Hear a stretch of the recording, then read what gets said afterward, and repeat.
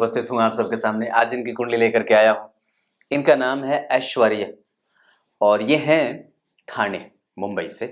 1995 इनका date of birth है। मार्गशीर्ष माह में इनका जन्म हुआ है। इस वजह से व्यक्ति थोड़ा क्रोधी या जिद्दी हो सकता है। दक्षिणायन में जन्मे होने के कारण इनकी कुंडली तो आप लोग देख लिए होंगे, केंद्र खाली है, तो थोड़ी सी कमजोरी तो जरूर दिख रही है। और जन्म दक्षिणायन में है, इस वजह से भी थोड़ी सी बात कमजोरी वाली बन रही है। मतलब ये चीजें थोड़ी सी ठीक नहीं है। हमें व्यक्ति के अब यहाँ पे जातक जो भी है उनको सबसे पहले तो अपने मनोबल को कमजोर नहीं करना होगा। माता पिता का दायित्व ये बनेगा कि इनको पुश करते रहना होगा। और साथ ही साथ व्यक्ति जो है वो हेमंत ऋतु में जन्मा है, तो कई बार प्रेम बहुत ज्यादा प्रेम में उलझ जाता है, या कई बार उसके दिमाग पे वो चीजें प्रकृति छप जाती हैं तो हटने का नाम नहीं लेती। मतलब बहुत ही तीव्रतम गति से प्रेम के उसमें वो गर्त में चला जाता है। हालांकि प्रेम कभी भी गर्त नहीं है। कृष्ण पक्ष के दशमी तिथि के यहाँ से व्यक्ति के मन को कमजोरी और स्वास्थ्य को कमजोरी, धन के आने की गति को कमजोरी और प्राइवेट सेक्टर में नौकरी करने की मजबूरी, ऐसा कह सकते हैं। कृष्ण पक्ष में जन्मे होने के कारण संतान से स्थिति बहुत बढ़िया, संतान उत्पत्ति में कोई बाधा नहीं होती। हेमंत ऋतु में जन्मे होने के कारण व्यक्ति जो है वो प्रेमी किस्म का होगा। पूर्वा फाल्गुनी नक्षत्र, वैधृति योग, वाणिज्यकरण, ये व्यक्ति को व्यवसायिक करने वाला या व्यवसायिक सोच को विकसित करने वाला बना देते हैं। साथ ही साथ व्यक्ति जो होता है वह ऐश्वर्य का मालिक होता है। उसके पास भौतिकीय संसाधन की कमी आरंभ से ही नहीं होती है। वो कभी भी इस चीज को लेकर के चिंतित नहीं होगा कि मुझे ये चीज मिला या ये चीज नहीं मिला। ऐसी चीजें उसके जीवन में नहीं होने वाली। क्षत्रिय वर्ण और मनुष्य गण के होने के कारण ईर्ष्या, द्वेष, छल, कपट, मोह, मात्सर्य और प्रमाद, और साथ ही साथ दूसरों को देख करके जलने की बदबू, ये नहीं होनी चाहिए। आप ऐसा कर सकते हैं।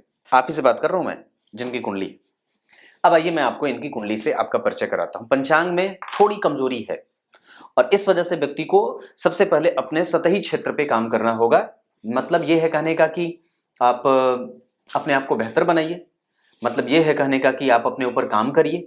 मतलब यह है बेहतर करने का कहने का कि आप बड़ों का आदर, अपने जीवन में धर्म ग्रंथों का प्रभाव विकसित करिए और हमेशा ही सूर्य को अर्घ दीजिए। अपने आप 1995 के हैं, इसका मतलब ये होता है कि आप अब बच्चे नहीं रहे और जिम्मेदार हो गए हैं और आपकी कोई भी गलती अब क्षम्य नहीं होगी। मतलब आप मिटा नहीं सकते उसको। ये धनु लग्न की कुंडली है जहां केंद्र बिल्कुल खाली है। ये थोड़ा ठीक नहीं होगा। और वस्तुतः जो गुरु हैं, मंगल हैं, शुक्र हैं, सूर्य हैं, ये सब बाहर बैठे हैं और उनमें सबसे ज्यादा डिग्री में मंगल बलवान हो रहे हैं और सभी ग्रहों में सबसे ज्यादा बलवान बुध हो रहे हैं। यानी कि इस कुंडली के लिए बुध जो दशम भाव का अधिपति है और सप्तम भाव का अधिपति है, वो अच्छे परिणाम देते हुए देखा जा रहा है और व्यक्ति को कर्मशील बना रहा है, कर्मयोगी। जो व्यक्ति को यह कह रहा है कि व्यक्ति कर्म के सिद्धांत पे काम करने वाला होगा, कई बार भाग्य को पीछे छोड़ देगा या उनके जीवन में भाग्य होने के बावजूद भी पूजा पाठ करने वाला है, धर्म से युक्त है। सिंह राशि की कुंडली बन रही है जिसके ऊपर ढैया और साढ़े साथी का कोई प्रभाव नहीं है। लग्न के ऊपर जो है वो जन्म कुंडली में किसी भी ग्रह का कोई प्रभाव नहीं और शनि से प्रभावित लग्नेश, शनि से प्रभावित जन्म कुंडली के पंचमेश, शनि से प्रभावित जन्म कुंडली के भाग्येश और शनि से प्रभावित जन्म कुंडली के षष्ठेश। इतने सारे ग्रहों का प्रभाव जब शनि से प्रभावित होगा तो सबको वो सामान्य करने का प्रयास करेंगे।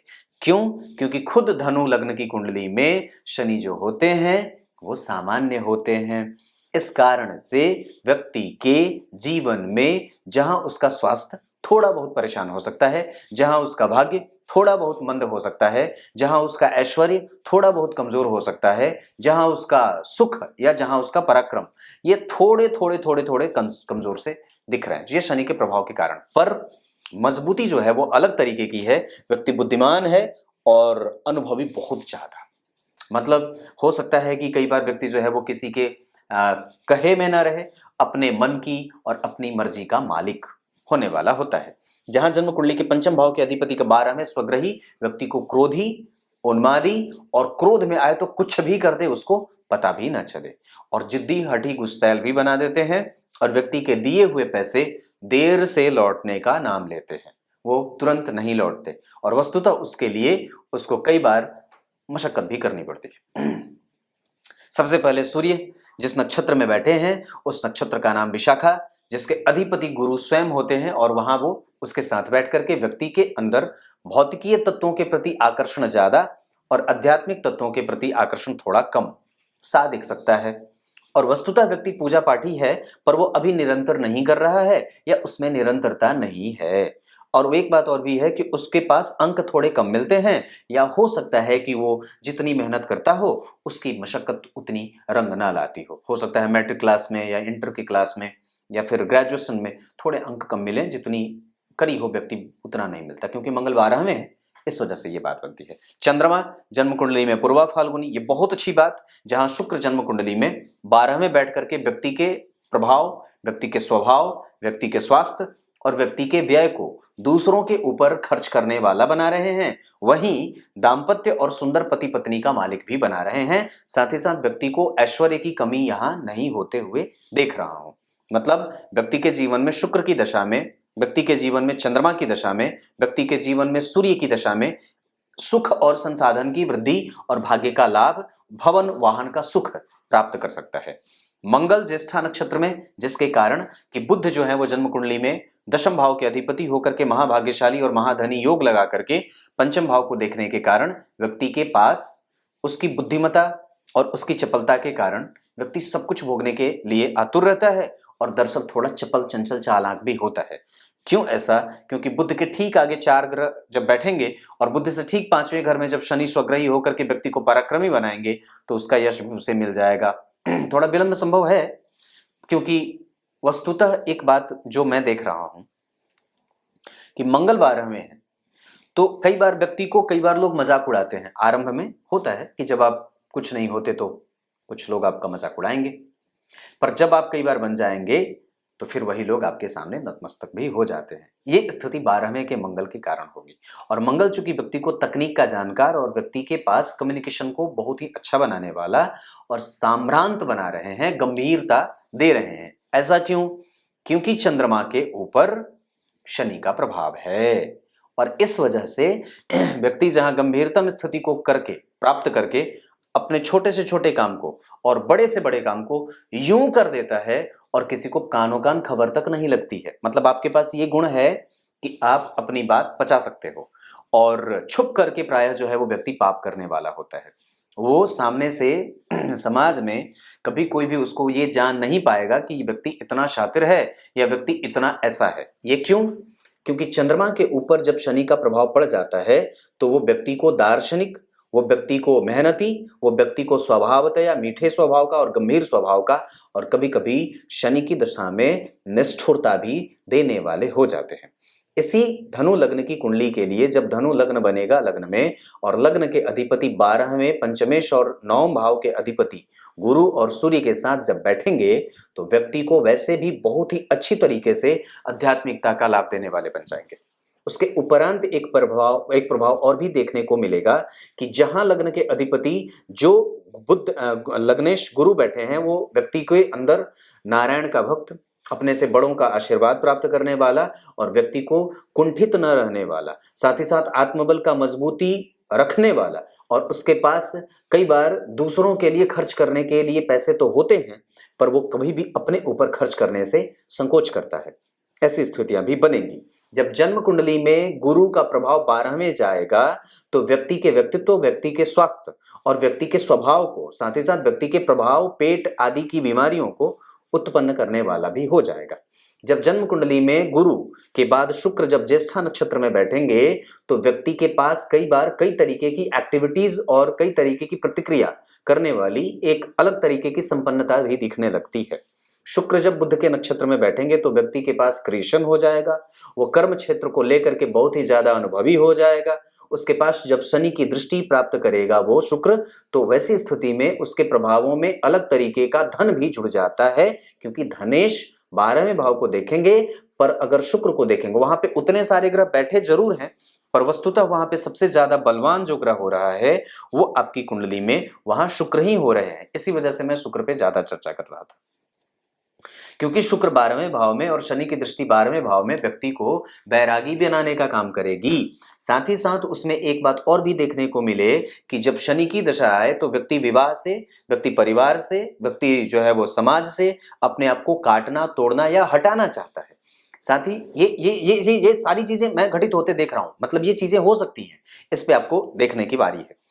शुक्र जो है वो जन्म कुंडली में ज्येष्ठा, ये मैंने बताया। शनि जो है वो जन्म कुंडली में पूर्वा भाद्रपद के, गुरु के नक्षत्र में और गुरु से केंद्र में। और जरा गौर करिए तो इस भाव से इतने ग्रह जब केंद्र में बैठेंगे तो साथ ही साथ देखिए यहाँ पे 2 ग्रह शुभ ग्रह और 2 ग्रह पापक, पर हैं सब दरअसल अच्छे, शुक्र को छोड़ करके बाकी 3 ग्रह वहां मित्र ही बैठे हैं और तीनों कारक ग्रह जन्म कुंडली में 12वें बैठ रहे हैं। इसका मतलब ये बन रहा है कि व्यक्ति अपने जन्म स्थान से जितना ज्यादा दूर होना चाहे उतना ज्यादा उसको लाभ मिल रहा है, क्योंकि ग्रह सारे जो हैं वो आपको ये कह रहे हैं कि बाहर जाओ, बाहर जाओ, बाहर जाओ। क्योंकि शनि की तीसरी दृष्टि नीच की पड़ रही है, यश मिलने में देर हो सकता है इस कुंडली को घर में, क्योंकि चतुर्थ स्थान के अधिपति भी तो 12वें हैं और पंचमेश के साथ बैठे हैं। व्यक्ति को यश कहाँ मिल रहा है? बाहर। और वस्तुतः मंगल की दृष्टि यहां अच्छी नहीं है, मंगल की दृष्टि यहां बहुत अच्छी नहीं है, पर मंगल की दृष्टि यहां अच्छी हो सकती है, क्योंकि यहाँ के वो कारक होते हैं और एक कारक दूसरा शनि यहीं बैठे हुए हैं। एक बात और बताता हूं, इनकी कुंडली में जब आप नवांश को देख रहे हैं तो मंगल और बुध का एक साथ बैठना, ये प्रभाव जो है वो व्यक्ति के जीवन में कई बार बहुत ही ज्यादा अनुभवी और ज्ञान से संपन्न, और शनि का लग्न में बैठना, भाग्योदय होना विवाह के बाद, शुक्र का यहां बैठना और परिवर्तन करना व्यक्ति के जीवन में, और व्यक्ति के जीवन में व्यक्ति के पत्नी के आने के बाद उसका भाग्य बहुत ही और ज्यादा प्रखर, पत्नी के आने के बाद, पति के मतलब दाम्पत्य के सूत्र में बंधने के बाद व्यक्ति का प्रभाव और ज्यादा बढ़ जाता है। 2-3 बात और कहूं तो बुध जो है वो स्वग्रही है, ये एक अच्छी बात है। यहाँ पे चंद्रमा और शुक्र का बैठना, धन हमेशा रहे, धन की कमी ना हो। और यहाँ गुरु और मंगल का बैठना व्यक्ति के जीवन में कम्युनिकेशन इतना बढ़िया, व्यक्ति पत्रकार, शिक्षक, अन्वेषणकर्ता, रिसर्च और वैज्ञानिक तक बन सकता है।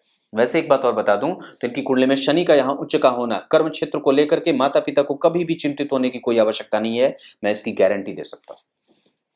कोई भी बात ऐसी नहीं है जो जातक को काम के लिए परेशान कर सकती है। इस व्यक्ति की कुंडली का दशमांश बहुत अच्छा बना हुआ है। बहुत अच्छा का मतलब सिर्फ ऐसा कहने वाला नहीं, बहुत ज्यादा बढ़िया है। आप ये बात समझ लेना। नवमांश कुंडली भी अच्छी बनी है क्योंकि यहाँ पे मंगल बैठे हैं। हालांकि कई बार जो होता है वो पत्नी जो होती है वो प्रयास करती हैं कि मुझे भी कुछ मिल जाए, मेरा भी कुछ हो जाए, पर वो कई बार होता नहीं है। इस वजह से उनको, अगर पत्नी हो या पति जो भी हो, इनके दाम्पत्य को देख करके मैं इतनी बात कहूंगा कि उनको अपना फोकस बढ़ाना होगा। और वस्तुतः है व्यक्ति भाग्यशाली, लग्न में स्वग्रही या मित्र की राशि में अगर शनि बैठे हो तो पत्नी थोड़ी बहुत क्रूअल तो होती है या दाम्पत्य थोड़ा बहुत क्रूएल्टी में गुजरता है, पर वस्तुतः बुध का बैठना संबंध तोड़ने वाला नहीं है। यहाँ सूर्य का बैठना संबंध टूटेगा नहीं। यहाँ चंद्रमा का बैठना प्रेम हमेशा रहेगा। यहाँ राहु का बैठना व्यक्ति को प्रतिक्रियावादी और साथ ही साथ दाम्पत्य को कई दिशाओं में और कई तरीके एस्पेक्ट उसके दिखने को मिलते हैं। ये बात है। राहु का प्रभाव यहाँ मंगल राहु केतु का प्रभाव और बुध का, यहाँ पे व्यक्ति जो है वो बहुत ज्यादा दिमाग लगाने वाला कई बार हो जाता है, या व्यक्ति की पत्नी बहुत ज्यादा दिमाग लगाने वाली हो जाती है, मतलब प्रोफेशनली, पर्सनल लेवल पे नहीं। ये इतनी सारी चीजें इस कुंडली में। अच्छी बात क्या हो सकती है इस कुंडली में? सबसे अच्छी बात चंद्रमा और गुरु का केंद्र में होना। पर यहां पे एक कमजोरी ये भी होगी कि ये गुरु यहां ठीक नहीं होते, यहां बैठ जाते तो मजा आ जाता। यही मंगल यहां न बैठ करके, हालांकि ये फिर भी ठीक है और मैं समझता हूं कि व्यक्ति के व्यय को वो संतुलित ही कर रहे हैं, क्योंकि वहां पे 3 उनके मित्र पहले से बैठे हैं। शुक्र भी जो बैठे हैं वो 12वें भाव में बैठे हैं, छठे भाव के अधिपति होकर के, तो अलग तरीके का दारिद्र्य पैदा कर रहे हैं। इसका मतलब है कि व्यक्ति को शुक्र की दशा में खर्च करने से बचना चाहिए। राहु में शुक्र आए, शुक्र में राहु आए, गुरु में शुक्र आए, तो ये सारी जो स्थितियां बनती हैं वो व्यक्ति को देने वाली बनती हैं।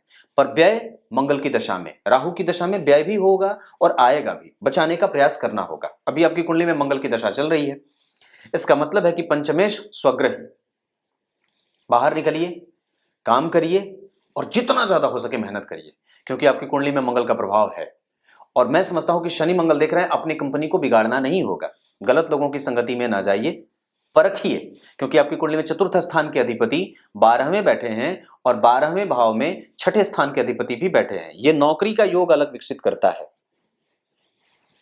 इस वजह से नौकरी का प्रयास पहले करना होगा, बाद में मन न करे तो कुछ काम कर लेना। आपकी कुंडली में विदेश में जाकर के सेटल होने का योग बहुत ज्यादा अच्छा है, इतनी बात कहूंगा। षडबल में चंद्रमा, बुध और शुक्र बहुत अच्छे बैठे हैं इस कुंडली में। दिशाएं अगर देखता हूं तो उत्तर पूर्व दिशा बहुत अच्छी रहेगी। इस कुंडली के लिए सिंह राशि, मेष राशि, तुला राशि ज्यादा अच्छी होगी। इस कुंडली के लिए परिणाम थोड़े देर से संभव हैं। इस कुंडली में अगर शनि को देखें तो नवांश कुंडली में लग्न में बैठना दाम्पत्य को देर से शुरू करने वाला बना रहे हैं और पत्नी प्रोफेशनल थोड़ी ज्यादा हो जाती हैं कई बार। वस्तुतः गुरु और मंगल का यहाँ बैठना, यहाँ गुरु और मंगल बैठे हैं, यहाँ गलत यहाँ गुरु है और बुध जो बैठे हैं वो जन्म कुंडली में यहाँ बैठे हैं, यहाँ गुरु है। तो गुरु और मंगल का बैठना व्यक्ति के जीवन को, अब एक बात जरा और भी अच्छे तरीके से समझा दूं तो पत्नी कई बार जो होती है वो पूजा पाठ में भरोसा कम करने वाली हो या प्रैक्टिकल थोड़ी हो जाती है, दिमाग वहां ज्यादा लगता है। पर गुरु का प्रभाव अगर यहाँ रहेगा और इसके अधिपति अगर पीछे जा रहे हैं तो इसका सुख मिलेगा, उपभोग करेगा व्यक्ति, लेकिन मशक्कत भी करनी होती है। लेकिन गुरु जितने भी नेगेटिव एस्पेक्ट होंगे जीवन में उन सबको संतुलित करने का प्रभाव करेंगे, चाहे वो धन को लेकर के हो, चाहे वो सुख को लेकर के हो, चाहे वो विपरीत परिस्थितियों को संतुलित करने को लेकर के हो। मंगल का प्रभाव यहाँ पे, मंगल का प्रभाव यहाँ पे, यहाँ के लिए अच्छा, यहाँ के लिए सामान्य। पर क्रिएटिव व्यक्ति के पास व्यक्ति की पत्नी दिमाग लगाने वाली, और एक बात और है जो बुरी परिस्थिति में भी राह निकालने वाली मिल जाती है, जिसको कि जातक को आवश्यकता पड़ सकती है। अगर पति भी मिले तो ऐसा, अगर पत्नी मिले तो ऐसा। मैं ये नहीं समझ रहा कि ये किसकी कुंडली है, बस मैं ये जातक देख करके कुंडली विश्लेषण कर रहा हूं। इस कुंडली में धन भाव के अधिपति का जन्म कुंडली में पराक्रम में बैठना, गुरु से केंद्र में होना, मंगल से दृष्ट होना, तो गौर करिए तो धन भाव और पराक्रम भाव के अधिपति मंगल से देखे जा रहे हैं जो कि पंचम के अधिपति हैं। पैतृक संपत्ति का सुख और पिता का संपूर्ण लाभ, साथ ही साथ व्यक्ति के पराक्रम का लाभ थोड़ा देर से सही मिले क्योंकि शनि की दृष्टि यहां पड़ रही है। यहां बुध देख रहे हैं जन्म कुंडली में सप्तम भाव के अधिपति बहुत अच्छे नहीं होते। यहां पे छठे भाव के अधिपति का छठे भाव को देखना व्यक्ति को यह कहता है अनुभव से सीखो, दूसरों की गलतियों को स्वयं पे दोहराने का प्रयास न करो, और साथ ही साथ ऑब्जर्वेटिव माइंडसेट को विकसित करने की आवश्यकता है। जितना ज्यादा हो सके अपने आप को शांत रखिए, धीर हो जाइए, गंभीर हो जाइए, क्रोध न करिए, उन्मादी न होइए, दूसरों के कही गई बातों को ध्यान से समझने का प्रयास करिए। वक्ता होने से ज्यादा बढ़िया श्रोता होना इस कुंडली के लिए अच्छा हो सकता है। इस कुंडली में सूर्य की दशा, इस कुंडली में गुरु की दशा, इस कुंडली में मंगल की दशा, इस कुंडली में शनि की दशा सामान्यतया अच्छी जाएंगी। बाकी बुध और शुक्र और साथ ही साथ राहु की दशाएं थोड़ी बहुत कमजोर जाने वाली। राहु की दशा में व्यक्ति को लालच, राहु की दशा में वाणी का प्रभाव कमजोर हो सकता है। आपको जिस चीज पे काम करना है वो अपने अंदर धर्म की जागृति, अपने अंदर अनुशासनहीनता को नहीं लाना चाहिए। आपको अपने खर्च को नियंत्रित करने की आवश्यकता है। आपको अपने प्रभाव और पराक्रम को कहां लगाना है इस बात पे ध्यान देना होगा। कुंडली दिखाने का मतलब यही होता है। बाकी तो चीजें आपकी कुंडली में ये है, वो है, फलाना है, डिमाका है, पता नहीं क्या क्या, वो मैं नहीं करता। वो मैं सिर्फ वही बात बताना चाहता हूं जिससे जातक को वस्तुतः उसको उसके ऊपर काम करने का मौका मिल सके। अब 2000 या 1995 के जातक को अगर मैं कुंडलीय तत्वों से समझाने का और उसको परिभाषित करने का प्रयास करूंगा तो वो तो मेरी बात समझेगा ही नहीं। तो मैं ये कहता हूं कि कुंडली को कहां लेके जाना है, जीवन को कैसे जीना है, ये पथ मिल जाए, और वस्तुतः ज्योतिष इसी मामले में सहायता करता है। बाकी इसके कोई अन्य क्षेत्र हो सकते हैं, पर इस जन्मे जातक को या इस जातिका के लिए यही क्षेत्र सबसे बढ़िया, क्योंकि आप गुरु से प्रभावित हैं तो जितना ज्यादा हो सके शुद्ध भोजन करिए, जितना ज्यादा हो सके बाजार और बाजारू लोगों से दूर रहिए, क्योंकि आप धनु लग्न के हैं तो जितना ज्यादा दर्शन अलग होगा आपका उतना ही ज्यादा बढ़िया होगा। क्योंकि आप धनु लग्न के हैं तो जितना आपके अंदर धर्म और जितना बड़ों का आशीर्वाद सम्मिलित करने का प्रयास करेंगे उतना ही ज्यादा बढ़िया होगा। क्योंकि आप धनु लग्न के हैं इस वजह से आशीर्वाद रखना ही होगा और सबके साथ स्नेह तो बनता ही है। क्यों ऐसा? क्योंकि बुध जो है वो जन्म कुंडली में राहु के साथ बैठ करके उनकी 5वीं दृष्टि यहां जा रही है राहु की, ये बहुत अच्छी बात है।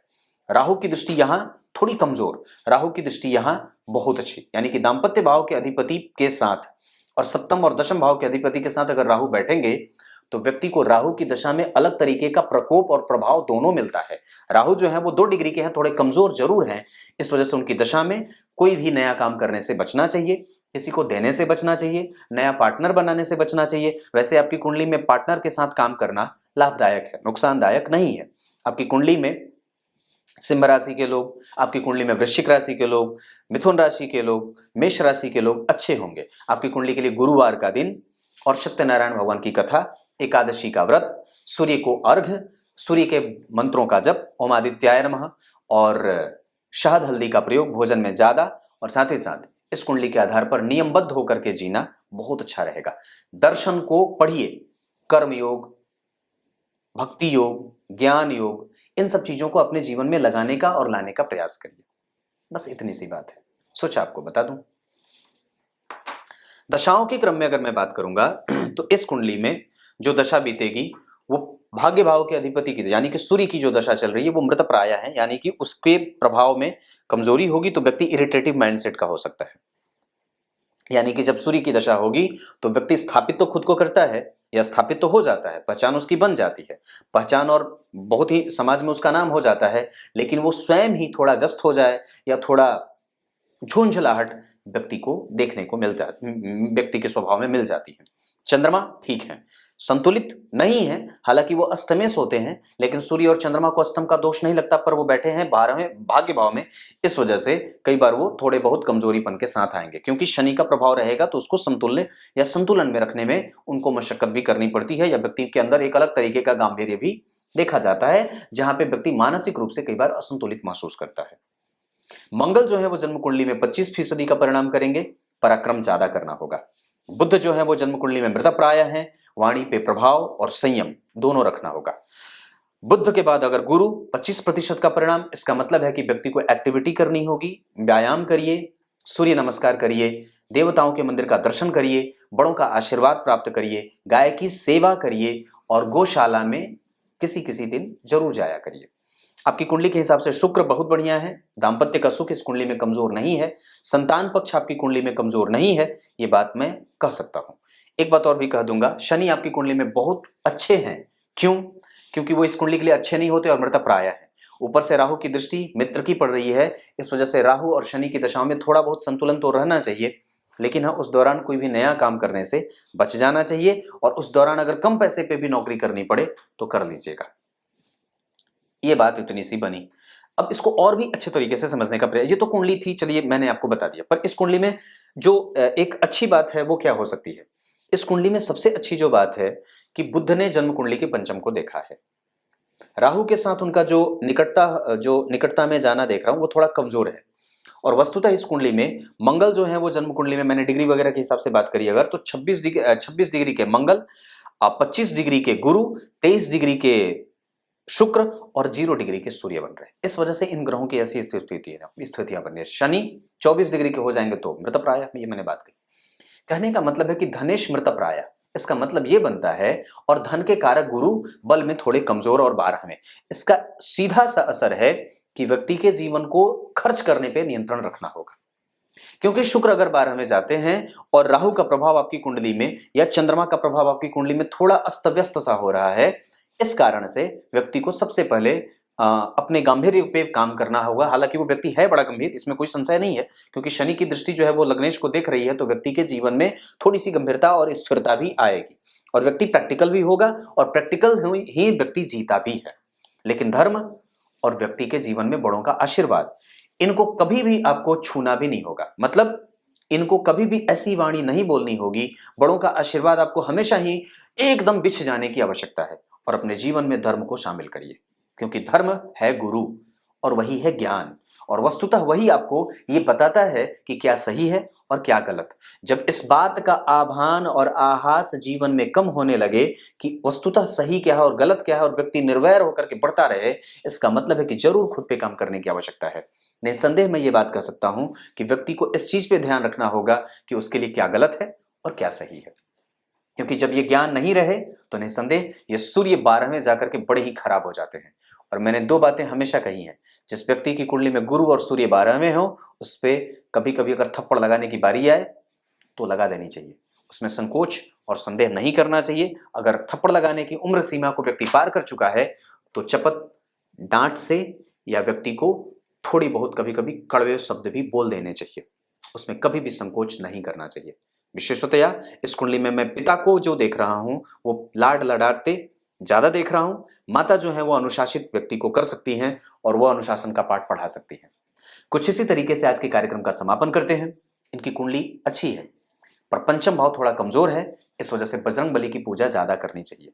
इस कुंडली में भाग्येश मृत प्राय है, इस वजह से सूर्य की आराधना एकमात्र जातक के भाग्य को बदल सकती है। रविवार को नमक, आदित्य हृदय स्तोत्र का पाठ, और अगर कुछ ना बन पड़े तो सूर्य के 108 नामों का मंत्र, अगर वो हो जाए तो बढ़िया है। और वैसे वस्तुतः एक बात बता दूं तो इस कुंडली के लिए माणिक्य हमेशा लाभ कर सकता है, आप वो धारण कर सकते हैं, क्योंकि नवांश कुंडली में भी जो स्तुति मैं देख रहा हूं उसके आधार पर, या अगर वो ना बन पड़े तो आपकी कुंडली में जो अभी मंगल की दशा चल रही है, मंगल का रत्न तो नहीं कहूंगा पर गुरु का रत्न भी आपको लाभ कर सकता है, ये स्थितियां बनती हैं। कुछ इसी तरीके से आज के कार्यक्रम का समापन करते हैं। शाम वाला कार्यक्रम जरूर देख लीजिएगा। तब तक के लिए बहुत बहुत नमस्कार।